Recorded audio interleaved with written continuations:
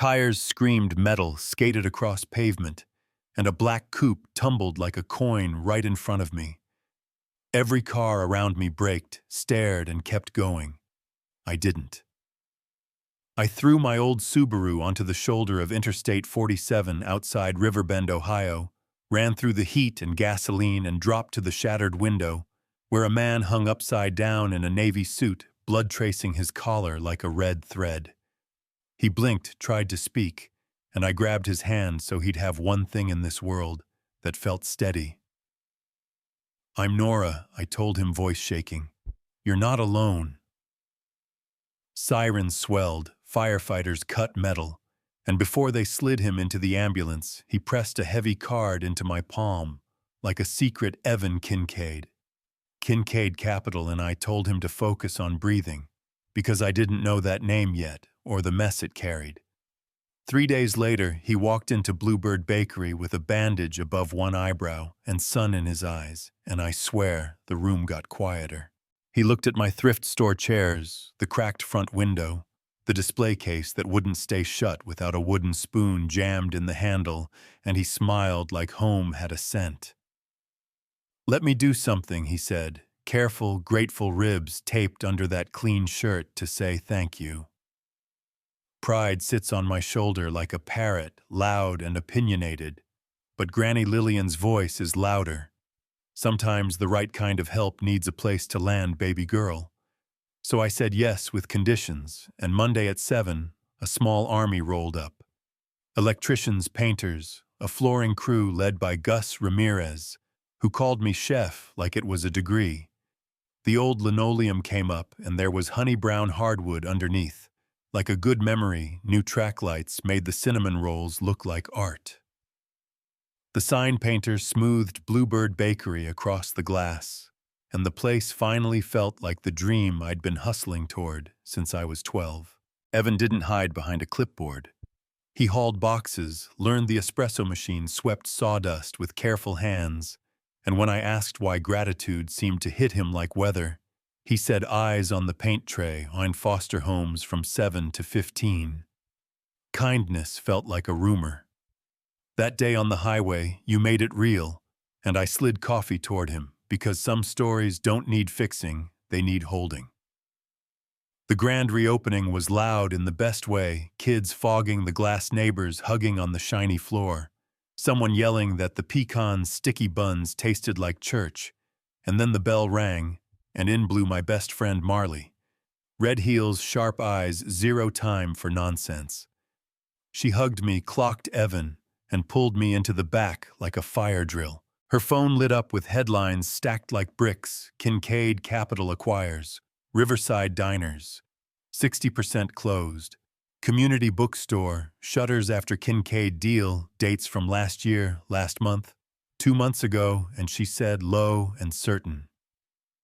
"That's your highway guy. He swallows small businesses and spits out parking lots." Yeah, that happened. I walked back out, felt the room tilt, and told Evan I needed him to leave. He looked at me like he'd been expecting that door to shut since the bell chimed, nodded once, and said, "There are two sides. You deserve both." Then he was gone, and I was left smoothing frosting swirls that wouldn't smooth, and pretending my stomach hadn't dropped 3 floors. The next day, the neighborhood chorus got loud, you know what I mean?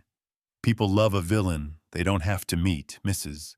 Pratt from the salon said he'd paved her cousin's shop. A guy in line swore a deli died right after a Kincaid deal. My phone buzzed with warnings, and even Granny called to say, "Bring your stubbornness, leave your pride."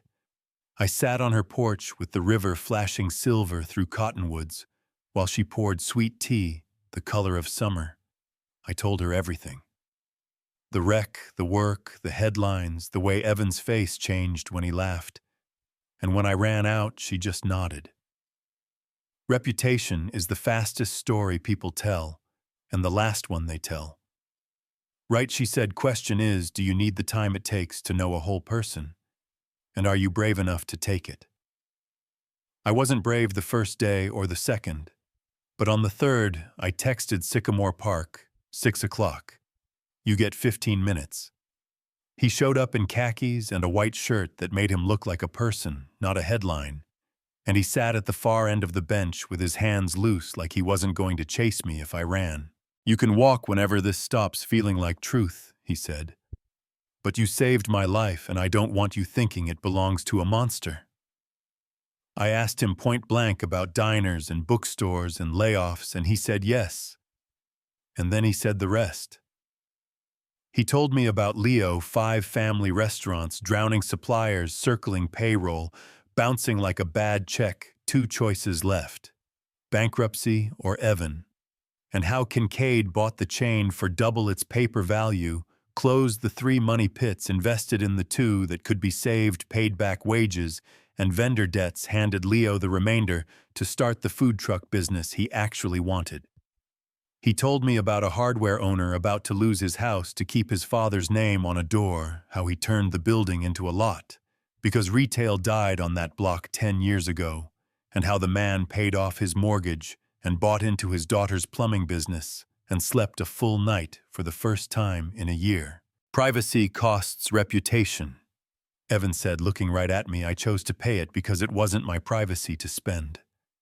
I sat on my hands so I wouldn't reach for him and mess up all the lines I'd drawn. "If you're lying," I told him, "I'll put your face on a billboard and write 'liar' in royal icing." And he laughed like a door finally sliding open. The universe tests what you say you believe fast.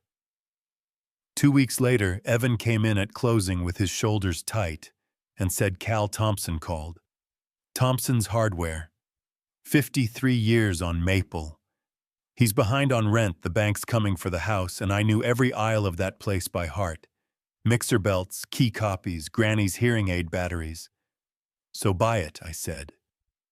Even as my chest ached, "Help him." And he shook his head because the math wasn't moral, not out loud. If he bought and converted, he'd be the executioner again. If he stayed out, Cal would drown alone either way. The town would hang the blame on him and splash it on me by association. "There has to be a third door," I said, "or we build one." And the next morning I called Diane Cho at the Maple Ridge Gazette and told her to bring a tough pen and tougher questions, because I had a story that might cost me business, but it was still the truth.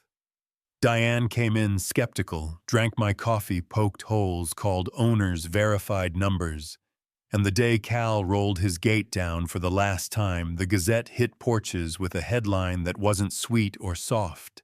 It was honest. "The Kincaid Ledger. Who pays, who gets paid, who gets to keep their dignity." And within an hour, the shouting outside the dark storefront turned into reading, then murmurs, then Cal himself climbing onto a planter box and saying, "Was shaking." I called him. "He saved my house, he saved my pride, you can hate the parking lot. But my wife's meds get paid, and I sleep."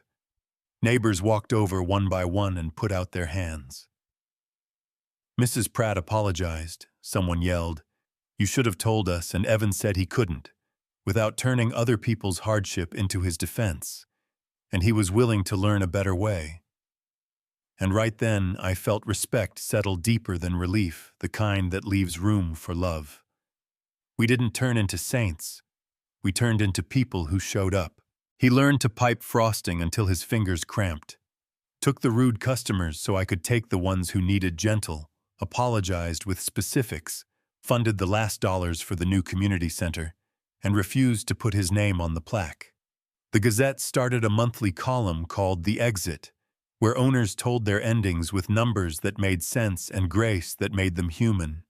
And on a Tuesday that smelled like orange zest, he knelt in flour between my mixing bowls and asked me to be his partner in everything. And I said yes with my apron on, because that's how I wanted it, messy and real.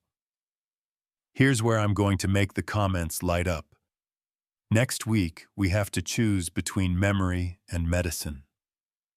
Oak Street Lanes, where my dad taught me to keep my elbow in, is drowning. Mold in the walls, warped lanes, cash bleeding everywhere. And the only buyer is the community clinic on the next block that wants the land for pediatric care and speech therapy and asthma programs. which means the lanes go dark.